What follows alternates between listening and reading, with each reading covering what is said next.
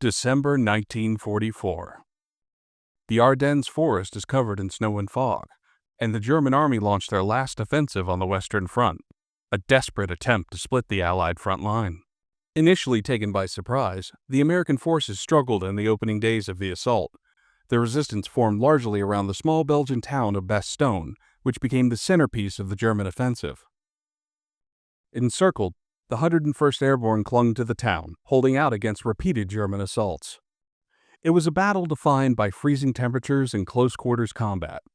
For this scenario, however, we're going to imagine that the Germans had a platoon of 4 M1 Abrams main battle tanks. For our counterfactual scenario, we must first set the ground rules. It's December 1944. The Wehrmacht is soon to launch its desperate Ardennes offensive, better known as the Battle of the Bulge. But in our what-if scenario, one German panzer unit has been re-equipped by modern-day M1 A2 Abrams main battle tanks. 4 Abrams are placed under German command.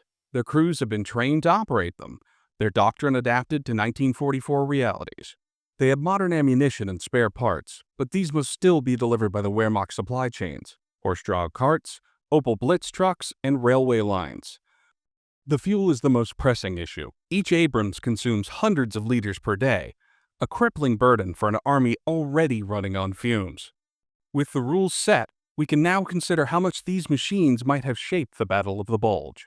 Historically, the 101st Airborne Division held Bastogne, cut off and low on supplies, facing repeated German assaults.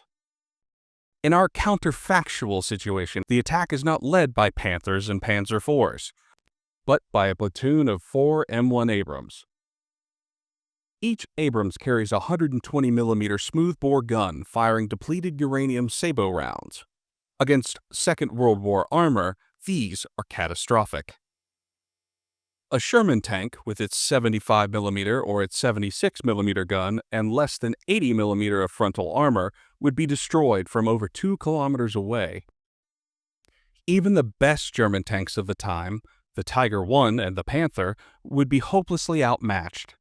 But in this scenario, the Abrams face only the Shermans, 76mm anti-tank guns, and the famous but overstretched American 105 howitzers. The results are predictable. Sherman after Sherman would burst into flames before their gunners can even find the silhouette of the Abrams through the Ardennes mist. Anti-tank gun crews are killed outright by return fire or shredded by coaxial machine guns. Bastogne's defenders, already rationing ammunition, are eliminated from far beyond their own effective range. The psychological effect would be even worse. American paratroopers, veterans of Normandy and Market Garden, had faced German tanks before, but fighting Abrams would require a completely different strategy. Machine guns would have no effect. Even bazooka teams, risking everything for a flank shot, would not be able to penetrate the armor.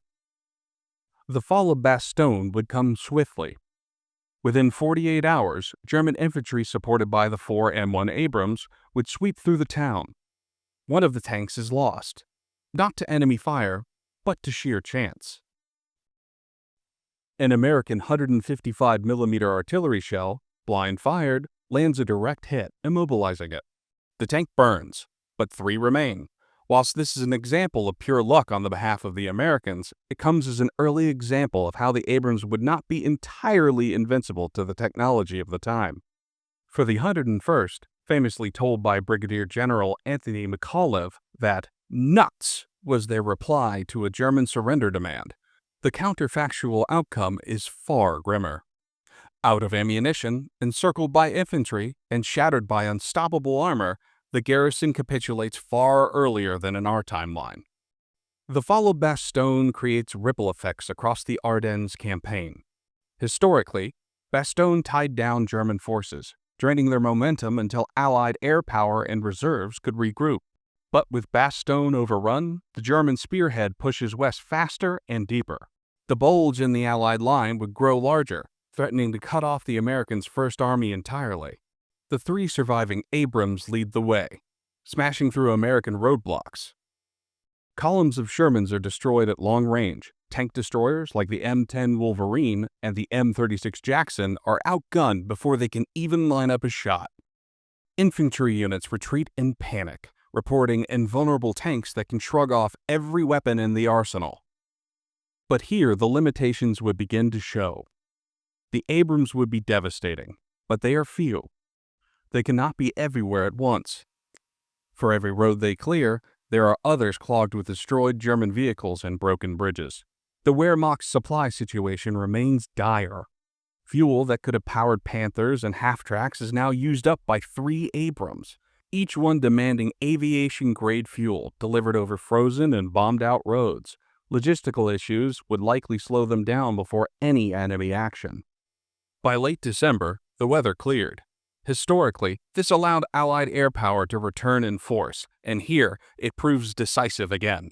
P-47 Thunderbolts and the RAF Typhoons scour the Ardennes, targeting roads, bridges, and anything with tracks.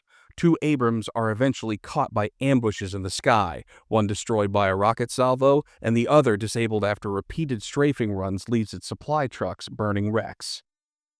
The German spearhead slows, momentum stalls.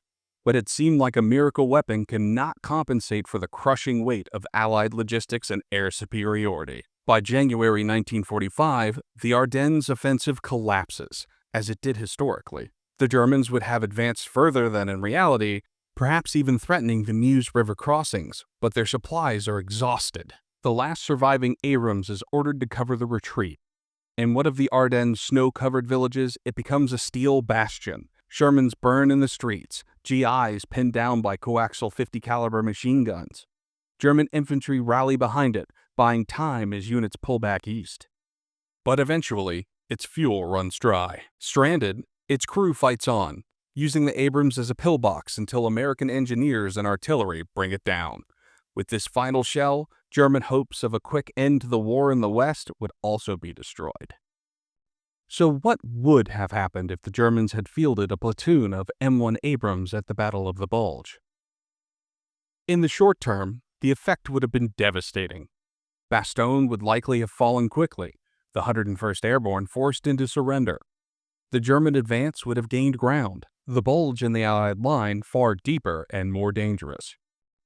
However, the tank's impact would have been blunted by the same issues that crippled the Wehrmacht in 1944: fuel shortages, logistical collapse, and Allied air supremacy.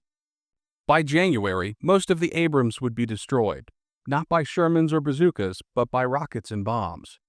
In the long term, the Ardennes offensive would still fail.